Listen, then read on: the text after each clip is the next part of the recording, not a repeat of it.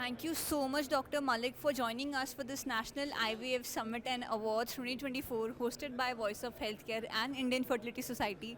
It's an honor to have you with us. Thank you so much for having me.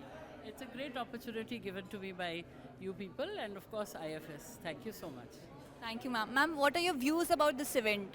It's a much needed event, I think. I have always felt that the healthcare industry, I shouldn't be saying healthcare, is not promoted that well amongst the general population. I mean, as far as awards are concerned, we are ourselves giving our own awards to us, but it should be, in fact, given by people who do recognize us, as doing some good to the general population. So I think this is a great step forward.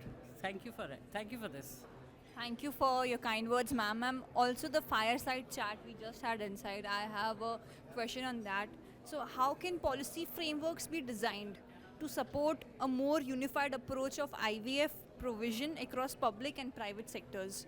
See, again, you have so many private sector, corporates, or I would say cooperative movements. For instance, Amul. For instance, Lijjat Papad. These are Lijjat Papad. I would say should be the first one, because basically started by women, and look where it has reached. That's a cooperative movement. But then somewhere it has merged with the government, because the government now recognizes it as a very good enterprise. So similarly, if we were to, the problem is that all of us have this bias that healthcare is only about, taking out or extracting money from people. It isn't like that.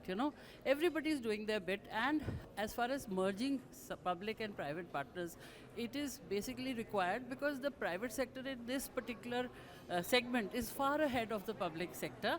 So we can make use of our technology, our trainings, our help in order to enhance what is already there and make it better. You did hear a couple of voices saying that the training has to be enhanced. So definitely, why should the private people not train those in the public sector, not train the postgraduates? So these things which would happen are definitely required. And like we also mentioned, that if Ayushman Bharat like schemes were to be given to the private sector as well, then so many poor people would be helped.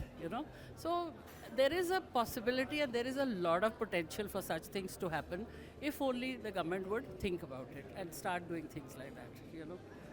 Thank you so much for explaining this to us, ma'am. Thanks a lot for coming to the event and gracing this event. Thank you so much. Thank you so much. Thank you, Beta. Thank you.